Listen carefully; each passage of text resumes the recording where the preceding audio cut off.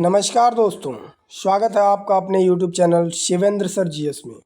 दोस्तों, आज हम बात करने वाले हैं यूपी टीजीटी एंड पीजीटी तथा BPSC middle class TGT and PGT में पूछे जाने वाले सिविक्स के या नागरिक शास्त्र के अति महत्वपूर्ण प्रश्नों के संग्रह के प्रैक्टिस सेट 3 के बारे में। तो चलिए स्टार्ट करते हैं। आज का हमारा पहला प्रश्न है, निम्नलिखित में से किसका संबंध जो है वो भारत के चुनाव आयोग से नहीं है? चुनाव की अधिसूचना जारी करना, चुनाव चिन्ह का बंटवारा करना, चुनाव की प्रारंभिक वैधता का निपटारा करना, चुनाव शांतिपूर्ण ढंग से संपन्न कराना। तो इसका जो सही उत्तर हो जाएगा वो हो जाएगा ऑप्शन नंबर ए, चुनाव की अधिसूचना जारी करना। चुनाव की अधिसूचना जारी जो है वो भारत का चुनाव आयोग नहीं करता है, इसका संबंध चुनाव आयोग से नहीं है। बाकी चुनाव चिन्ह का बंटवारा चुनाव आयोग करता है, चुनाव की प्रारंभिक वैधता का निपटारा भी चुनाव आयोग करता है और चुनाव शांतिपूर्ण ढंग से भी चुनाव आयोग की कराने की जिम्मेदारी होती है। चलिए अगले प्रश्न की बात करते हैं। भारतीय राष्ट्रपति पर महाभियोग एक न्यायिक प्रक्रिया है, अर्धन्यायिक प्रक्रिया है या वैधानिक प्रक्रिया है या अर्धवैधानिक प्रक्रिया है? तो इसका जो सही उत्तर हो जाएगा वो हो जाएगा आपका ऑप्शन नंबर बी, यानी कि भारत के राष्ट्रपति पर महाभियोग एक अर्धन्यायिक प्रक्रिया है। क्या है? अर्धन्यायिक प्रक्रिया है। चलिए अगले प्रश्न की बात करते हैं। राष्ट्रपति और राज्यपाल की क्षमा शक्तियों के संबंध में निम्नलिखित बयानों में से कौन सा सही है? तो राज्यपाल और राष्ट्रपति की क्षमा शक्तियों के संबंध में से इसमें से जो सही है वो है, राष्ट्रपति मृत्यु दंडादेश को क्षमा कर सकते हैं जबकि राज्यपाल नहीं कर सकते हैं। मृत्यु दंड को क्षमा कौन कर सकता है? केवल राष्ट्रपति कर सकता है, राज्यपाल नहीं कर सकते हैं। ये सही ऑप्शन है। चलिए अगले प्रश्न की बात करते हैं। निम्नलिखित में से कौन सा युग्म सुमेलित नहीं है? 42वां संविधान संशोधन के थ्रू संविधान में मौलिक कर्तव्य जोड़ा गया था, ये सही है। और 52वां संविधान संशोधन के थ्रू दल बदल निरोधक कानून लाया गया था, ये भी सही है। 73वां संविधान संशोधन के द्वारा पंचायती राज लाया गया था, ये भी सही है। 84वां संविधान संशोधन के द्वारा केंद्र राज्य संबंध जो है स्थापित किया गया था, ये गलत है, ये सही नहीं है। क्योंकि संविधान 84वां का जो संशोधन है वो 2002 में हुआ था और इसमें जनगणना से संबंधित कुछ जो है संशोधन किए गए थे। चलिए अगले प्रश्न की बात करते हैं, यानी कि इसका जो सही उत्तर हो जाएगा वो ये हो जाएगा डी, यानी कि ये गलत है स्टेटमेंट, बाकी सारे सही हैं। चलिए अगले प्रश्न की बात करते हैं। राज्य के नीति निर्देशक तत्व के विषय में क्या सत्य है? ये न्याय योग्य नहीं है, ये न्याय योग्य है, दोनों या कोई नहीं? तो इसका जो सही उत्तर हो जाएगा वो हो जाएगा कि ये न्याय योग्य नहीं है, यानी कि ऑप्शन नंबर 5 का ए इज द करेक्ट आंसर। चलिए अगले प्रश्न की बात करते हैं। भारतीय संविधान में अनुच्छेदों की संख्या कितनी है? तो भारतीय संविधान में कुल जो है आपके 395 अनुच्छेद हैं जब संविधान लागू किया गया था 26 जनवरी 1950 को। ठीक है, तो इसमें कितने थे? शुरू में इसमें 395 अनुच्छेद थे, बाकी अभी इसमें अनुच्छेदों की संख्या बढ़ गई है। चलिए अगले प्रश्न की बात करते हैं। भारतीय संविधान की कौन सी धारा भारतीय नागरिकता को स्पष्ट करती है? तो भारत के संविधान में नागरिकता की बात जो है वो आपकी धारा 5 से 11 तक की गई है, यानी कि अनुच्छेद आर्टिकल 5 से लेकर 11 तक जो है आपका क्या है, सिटीजनशिप की बात करता है। चलिए अगले प्रश्न की बात करते हैं। माउंट बैटन योजना किस आधार पर बनी है? तो माउंट बैटन योजना जो है वो देश के विभाजन के आधार पर बनी, यानी कि देश के विभाजन के लिए बनी थी। चलिए अगले प्रश्न की बात करते हैं। स्वतंत्र भारत के प्रथम कानून मंत्री कौन थे? तो ये तो लगभग संभवतः ये एक नॉर्मल क्वेश्चन हो सकता है कि स्वतंत्र भारत के प्रथम कानून मंत्री जो हैं वो आपके BR अम्बेडकर थे, यानी कि डॉक्टर भीमराव अम्बेडकर। चलिए अगले प्रश्न की बात करते हैं। डॉक्टर भीमराव अम्बेडकर द्वारा स्थापित अंतिम राजनीतिक दल कौन सा था? यानी कि एक ऐसा दल था अंतिम जिसको डॉक्टर भीमराव अम्बेडकर ने जो है स्थापित किया था, उस दल का नाम था आपका all India schedule caste federation, यानी कि option number D is the correct answer, all India schedule caste federation. चलिए अगले प्रश्न की बात करते हैं। महात्मा गांधी द्वारा असहयोग आंदोलन को अंततः वापस लिया गया था, कब वापस लिया गया था? तो महात्मा गांधी द्वारा असहयोग आंदोलन को वापस उन्होंने चौरी चौरा के हिंसक वारदात होने के बाद लिया था। चौरी चौरा में जब हिंसक वारदात हो गया तो उसके बाद उन्होंने क्या किया, असहयोग आंदोलन को, नॉन कॉपरेशन मूवमेंट को क्या कर दिया, खत्म कर दिया। चलिए अगले प्रश्न की बात करते हैं। भारतीय राष्ट्रीय कांग्रेस के प्रथम अधिवेशन की अध्यक्षता किसने की थी? तो भारतीय राष्ट्रीय कांग्रेस के प्रथम अधिवेशन की जो अध्यक्षता है वो आपको डब्ल्यू.सी. बनर्जी ने की थी। कौन किया था? डब्ल्यू.सी. बनर्जी ने। प्रथम अध्यक्ष कौन है? व्योमेश चंद्र बनर्जी। और इसके जो संस्थापक हैं वो कौन है? वो है एवो ह्यूम। चलिए अगले प्रश्न की बात करते हैं। एक व्यक्ति अपने पिता की मृत्यु को भूल सकता है परंतु पैतृक संपत्ति की हानि को नहीं, यह किसने कहा है? तो यह स्टेटमेंट जो है वो मैकियावेली का है कि एक व्यक्ति जो है अपने पिता की मृत्यु को तो भूल सकता है लेकिन अपने पैतृक संपत्ति की हानि को नहीं भूल सकता, ये मैकियावेली ने कहा था। चलिए अगले प्रश्न की बात करते हैं। भारत में सामाजिक आंदोलनों के संदर्भ में गैर दलीय राजनीतिक संरचना का विचार प्रस्तुत करने वाले विद्वान कौन है? तो भारत में सामाजिक आंदोलनों के संदर्भ में गैर दलीय राजनीतिक संरचना का विचार प्रस्तुत जो किया था वो किया था रजनी कोठारी जी ने। किसने किया था? रजनी कोठारी जी ने, यानी कि option number A is the correct answer. चलिए अगले प्रश्न की बात करते हैं। नीचे दो कथन दिया गया है, एक को अभिकथन ए के रूप में देखेंगे हम और दूसरे को कारण आर के रूप में निरूपित किया गया है। कूट के हिसाब से इसको सही उत्तर का चयन करना है। तो अभिकथन ये कह रहा है एम.एन. राय ने मार्क्स के इतिहास के भौतिकवादी व्याख्या को नहीं स्वीकार किया है। फिर इसका कारण ये बता रहा है कि इसमें निर्धारणवाद और आदर्शवाद का तत्व था। तो इसका सही उत्तर क्या हो जाएगा? तो इसका जो सही उत्तर हो जाएगा आपका ए और दो क्या है, दोनों सही है और आर ए की क्या है, सही व्याख्या है। क्यों सही व्याख्या है?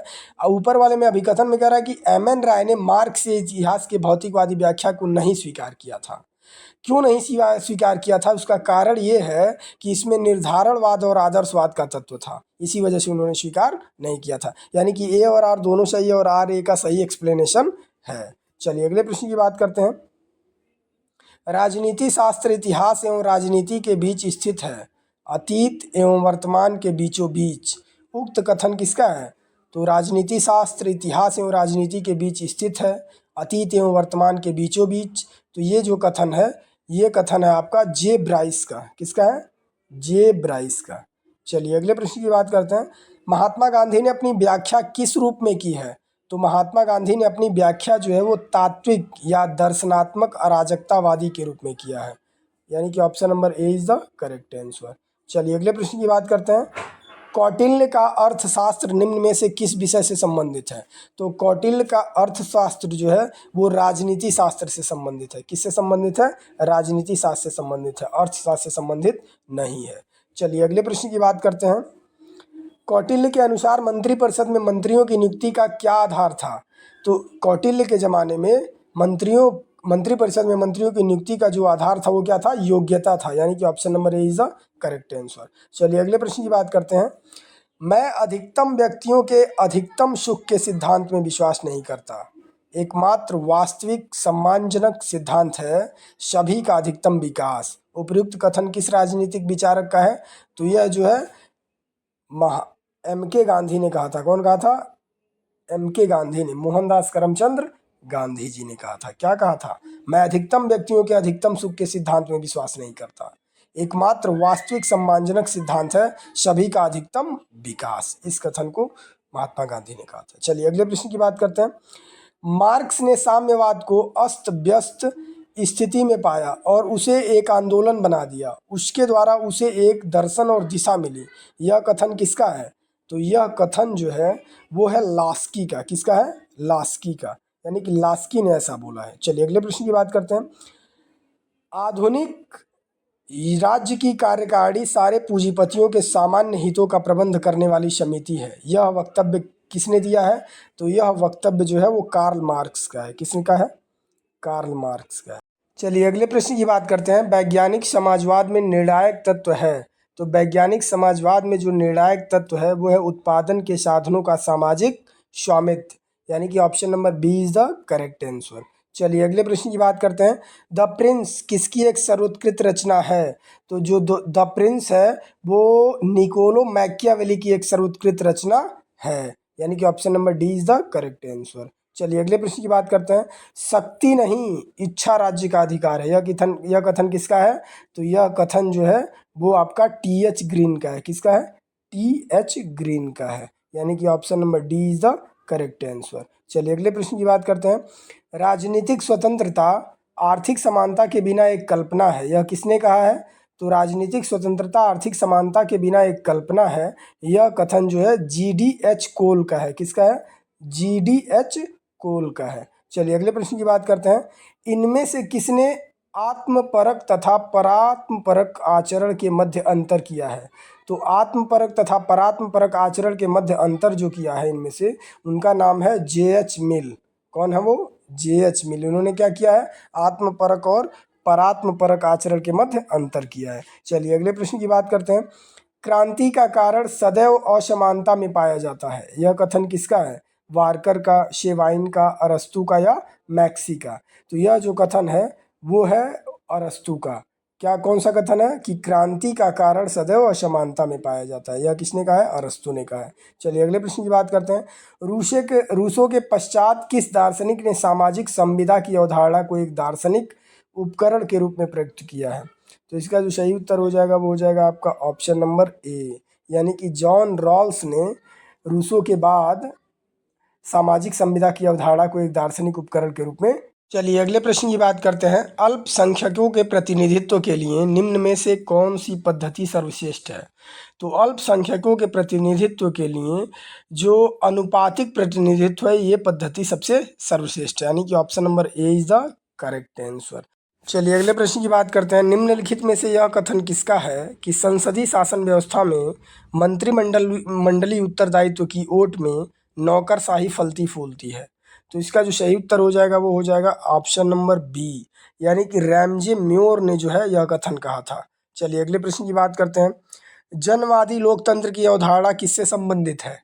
तो जनवादी लोकतंत्र की अवधारणा जो है वो लोकतंत्र की मार्क्सवादी अवधारणा से संबंधित है, यानी कि option number A is the correct answer, लोकतंत्र की मार्क्सवादी अवधारणा। चलिए अगले प्रश्न की बात करते हैं। संसदात्मक सरकार में कार्यपालिका अपने समस्त कार्यों और नीतियों के लिए उत्तरदायी होती है। किसके प्रति उत्तरदायी होती है? तो इसका जो सही उत्तर हो जाएगा वो हो जाएगा आपका ऑप्शन नंबर डी, यानी कि ये विधायिका के प्रति उत्तरदायी होती है। चलिए अगले प्रश्न की बात करते हैं। अध्यक्षात्मक प्रणाली में राष्ट्रपति होता है, कौन होता है? तो अध्यक्षात्मक प्रणाली में जो आपका राष्ट्रपति होता है वो राज्य एवं शासन दोनों का प्रधान होता है। किस प्रणाली में? अध्यक्षात्मक प्रणाली में। चलिए अगले प्रश्न की बात करते हैं। कानून उच्चतर द्वारा निम्नतर को दिया गया आदेश है। कानून की यह परिभाषा निम्न में से किसने दी है? तो इसका जो सही उत्तर हो जाएगा वो हो जाएगा आपका ऑप्शन नंबर ए, यानी कि कानून उच्चतर द्वारा निम्नतर को दिया गया आदेश है, यह परिभाषा ऑस्टिन की है। चलिए अगले प्रश्न की बात करते हैं। बहुलवादी विश्वास करते हैं, किसमें विश्वास करते हैं? तो बहुलवादी जो है वो नाम मात्र की संप्रभुता में विश्वास करते हैं, यानी कि option number C is the correct answer. चलिए अगले प्रश्न की बात करते हैं।